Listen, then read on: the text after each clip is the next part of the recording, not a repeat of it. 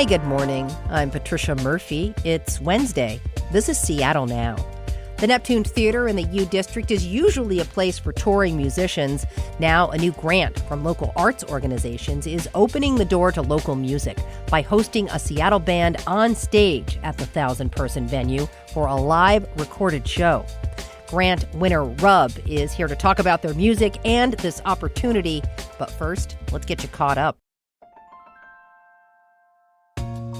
Federal oversight of the Seattle Police Department could be coming to an end after 13 years. A federal judge will hear a motion today from city officials who say SPD has made enough changes to wrap up the process. Seattle police have been under federal consent decree since 2012 over biased policing and excessive use of force. The city's motion is supported by the Seattle Community Police Commission and the U.S. Department of Justice. The ACLU of Washington warns the ending of the consent decree cannot be treated as mission accomplished. More density could be coming to housing projects throughout Seattle. The Seattle City Council is considering a proposal that would allow developers to build taller buildings with more units in certain parts of the city, as long as they set aside 25% of the units for affordable housing. The proposal from Councilmember Alexis Mercedes Rink is called Roots to Roofs. The Land Use Committee could vote on the plan at 2 this afternoon. And Governor Bob Ferguson is raising the flag, the Seahawks flag, that is. The team's flag will grace the state capitol to celebrate the Seahawks' 50th season. The ceremony starts at noon. The Seahawks debuted September 12th, 1976, with a loss to the Cardinals at the Kingdome. The Seahawks 2025 season kicks off Sunday afternoon in Seattle against the San Francisco 49ers. Check back for more headlines on tonight's episode of Seattle Now.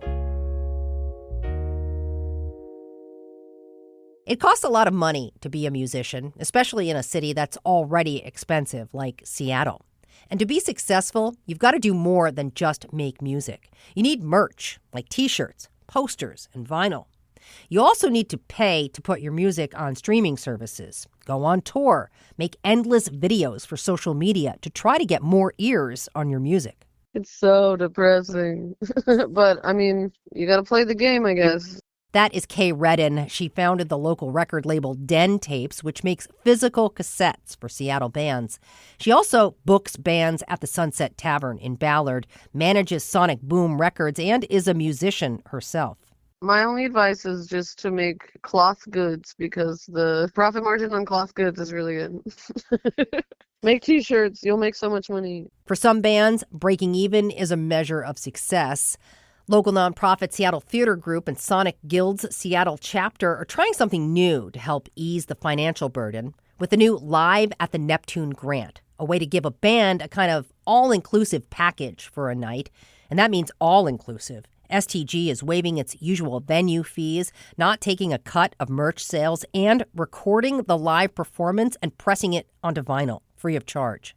STG marketing director Susanna Lang says the idea to print vinyl is a reflection of the current state of the arts economy. Physical media is one of the best ways for artists to make money nowadays. So we wanted to invest in that. It's to completely remove that cost barrier and really just open up our venue to local musicians. Lang says the 1,000-person capacity Neptune isn't normally a place where local bands play, so the Live at the Neptune grant is a great way for STG to open its doors to the local scene. And a lot of bands took interest. Lang says more than 140 bands applied, and the Seattle chapter of Sonic Guild, which is devoted to uplifting local music, judged each submission on criteria like artistic merit, creativity, and musicianship. The first grant recipient, the band Rub, is a 6-piece band that blends synth pop with rock and soul. But they're not just musicians. They all have day jobs, like liquor distribution and custom cabinet making. But on Friday night at the Neptune Theatre, they're getting the full rockstar treatment. Their live show will be recorded and pressed onto vinyl for the band to sell. 3 members of Rub are here to talk about it now. Hey, guys. How's it going? Thanks for coming in. Thanks for having us. Thanks. Really appreciate it. Really appreciate it. All right, there's more than 1 or 2 of you here, so let's go around the room. You are Rub. Tell me your name and what instrument you play. We'll start here. Trish, my name is Robbie, and I play guitar. My name is Sean, and I play bass. Okay. And my name is Princella, and I sing lead. Live kit drummer, we have Bob Husak. We also have a auxiliary percussion drummer and singer named Taryn Dorsey. Then we also have a keyboard player, Adrian Kerr. Let's introduce listeners a little bit to the band. What should they understand about Rub?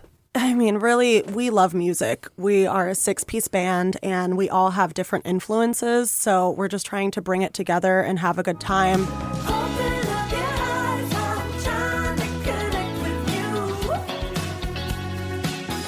Through my lyrics, I definitely try and do a lot of call to actions and, not shy away from serious topics, because I think music is a great avenue to kind of voice your opinion and be part of change. So I definitely think you'll get a lot of that if you come check us out. So that's an important part of the band. What made you want to apply for the Live at the Neptune grant? I'm guessing this is where you may come in. Listen, I was online doom scrolling. Really? Yeah, and I was just like on Instagram, just wasting time waiting for the next day to come. And then I saw the ad pop up. So I was just like, oh, this will be dope. I've been inside of Neptune a handful of times. I was just like, I want to play the Neptune. So I just grabbed a little screenshot. I sent it to the group and I was like, we need to get in on this. And so I sent over to Princella, and Princella was like, all right, I'm on this. And Princella took it from there. You did? Yeah, I filled out the grant what were you right thinking? Away. I mean, honestly, I was like, this is a long shot. You think so? You thought it was a long shot? When I did it. I mean, I feel like that there's so many amazing bands in Seattle. Yeah. We know so many of them. I do think we are one of them, but, everybody's in a band in the city. So when they chose you, how did you find out? So it's funny, I was actually filling out a different grant because this was a couple months later. Yeah. I kind of had almost forgotten that we'd even filled out for it because I hadn't heard anything. So I was filling out a different grant and got a phone call from Sonic Guild, and they were like, hey, can you sit down and, I got some good news for you. And I was like, okay. And they were like, you won the Sonic Guild. And I could not, I was so excited. My reaction was probably very loud. Yeah. Sean, what'd you think? Honestly, I just locked in at that moment. I know what this opportunity means, and I'm typically someone that's always looking to push whatever we have at the moment forward. So I was just like, all right, I've already got a few ideas locked in. So nice. I just was like, I felt like a seamstress, at her table, about to just dig into a project. So I was just like, nah, let's get to it. Super fun. Yeah. Oh my gosh. How long did you have to prepare? A few months. All right. Yeah. So you've been working on this. It's Friday night, right? I can't believe it's coming up. It feels like, it really felt like it was a lifetime, and then all of a sudden it's here, Is this the largest place you've played as a group? The Neptune's pretty manageable. The More. The More. Yeah, we did the More. We did a Smash benefit for the More. Also Lumen Field. Super fun. And we played Lumen Field recently, actually, for the Seattle Reign game for the Queen's match, which was amazing. Wow. Amazing. That sounds like fun. Yeah. That's cool. Super That's fun. cool. This is also, of course, though, a one-take live album. You're telling me. So a little fire underneath this whole thing. How are you feeling about the live take? I mean, luckily we've done KXPN Studios, and then we did a KXPN Studio kind of traditional, and then we also got to do the live Audio Oasis KXP thing that they're doing. So, I feel like we've done it a couple times. We've listened back. We feel pretty confident in ourselves. But yeah, it's kind of a fun excitement, though, a little bit, right? Do you have any favorite live albums that you take inspiration from for your performance? First thing I did when I found out was start listening to all of the live albums that I love. Thin Lizzy, Live and Dangerous is just such a phenomenal record.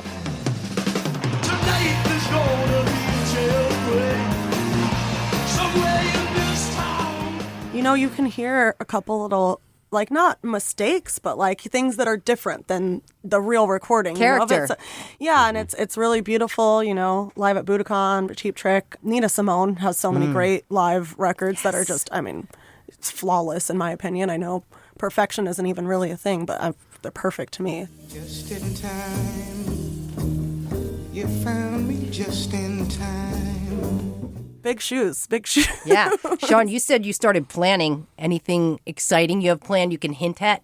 We're going to have a couple friends join us. Oh. And it is going to be a very full sound. Sound that I know that people who have heard us before are going to be very pleasantly surprised by. All right. All right, that's exciting. That's tempting. One of the big pieces of Live at the Neptune is that you have records of this performance pressed free of charge, which, again, Huge. I mentioned at the top there, all-inclusive deal. Pressing vinyl and making T-shirts and recording live shows, all that stuff you need to do to be successful is a huge cost burden. How do you handle that? We save the money that we receive from playing live shows and put it into a band fund. Oh.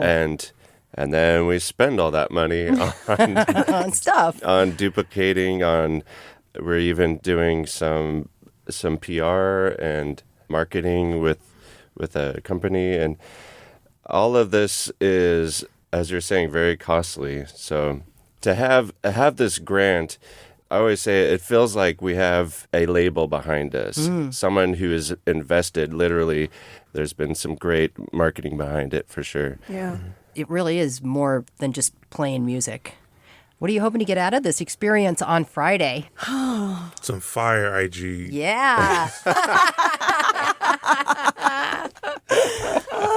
Well, I think I can speak for most folks, whenever you see something that came from your brain come to light, that's already, like getting it in a room, that's already a great feeling. Getting it into a room full of people who know and love you, that's also an amazing feeling. Getting it in a beautiful building like the Neptune, filled with people who love you, filled with strangers, that's like, there's no topping feelings like that. So I think I can speak for myself when I say that's like the biggest thing I wanna get out of this is like that validation of like I took this thing that only existed in our collective minds, and now it's out in the world and people love it and they're able to do what they want with it. They can take it home with them. It will inspire them the way that someone inspired you to write the way you did. Yeah. There's no beating that feeling. It's one of the greatest things to feel, I feel like, in the world. Oh, I really appreciate that answer. I really appreciate that that was answer. beautiful. I wonder if all of you, you've already played the More, you've done a Lumen Field. Is this even a level up moment for you? Oh, This- yeah. Oh, yeah. Absolutely. With the More, we came up with a beautiful cover to do for that benefit. And for Lumen Field, we were kind of a footnote. Like, we were there to support the Queen's match. It's the fact that it's our night at the Neptune. We're the subject of the night. So the fact that we don't got to share that with any kind of outside entity feels amazing. The fact that it's just going to be like, hey, we're going to do our best, and it's just going to be a showcase for us. And that's something that I've been desperate for since playing those shows. It's like, you get into Lumen Fields like, all right, this is cool, but it's like, your little side attraction. And that's the thing is I get tired of this band being treated as a side attraction when we deserve center stage. I like that. Yeah. Yeah. So this is your moment. This is your moment to shine. And you're owning the whole thing. You're owning the whole thing. And you're going to press a record. We're going to press a record. It's So going to live exciting. on forever, and that's beautiful. Like, Yeah. we've paid, like, back to money, we've paid to press our own records. Our first album, Yeah. We did a vinyl release at Easy Street, and we paid for those pressings, and so it's expensive, right? Like, trying to recoup that money back and also to get more is just, it's hard. It's hard. Do you mind sharing how much it costs to press a record these days? I think we did like $200, and the bill was like almost $2,000. We sell them for a little bit more, of course, what we paid for them, but you have to really move a lot of units to kind of see a return. It's more about just like having something available for fans who want to connect with you and hopefully recoup your costs at the end of the day and not have a bunch of boxes in your garage or whatever. No, yes, Yeah. you don't want that. You don't want that. And if I may, there's also an emotional cost, I think, to this as well that I think really gets undersold here.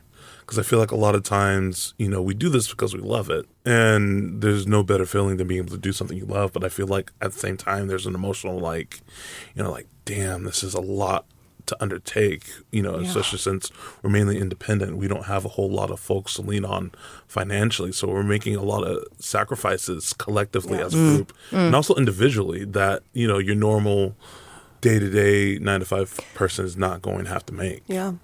And I would imagine that's why a lot of bands don't make it. Yeah. It's because they don't have the cohesiveness or the vision. Dedication. Yeah. I mean, the three of us, I mean, we literally move our lives around to be able to do this. And we've had to say no to a lot of amazing things that we wanted to do in our personal lives because, hey, we have a show or we have to practice and this is the time that we can all get together. So, and we're all willing to sacrifice, because we love it so much. But it's hard and it's stressful and taking all that on it's quite, taxing. But yeah. All right. So if listeners haven't heard you, where can they find you? What should they listen to? So you can go directly to our website at rubsounds.com. Also find us on Instagram and all social media platforms under Rub Sounds as well. We didn't want to go with Rub Band, so we picked Rub Sounds. And then also if you are looking for songs, Contentment is probably one of our biggest hits. Stand up, don't you walk away. Praise for what you have today. Open Up Your Eyes is a song that we're going to be asking for audience participation in during the show for the chorus. So check out our lyric videos on our website and Instagram and come sing along with us and be part of the live album. That's the band Rub. That's the band. Hear the band live Friday night at the Neptune Theatre or buy the vinyl and hear the recording. Thanks so much for spending some time with us. Thank you so much. Thanks, Trish. Oh, thanks. I'm already thinking about lunch. Say it. Thanks for listening to Seattle Now. Today's episode was produced by Vaughn Jones. It was edited by Caroline Chamberlain Gomez. Our production team also includes Brooklyn Jamerson Flowers, Andy Hurst, and Paige Browning. Greg Kramer does our theme music. Seattle Now and KUOW Public Radio are members of the NPR network. I'm Patricia Murphy. See you soon.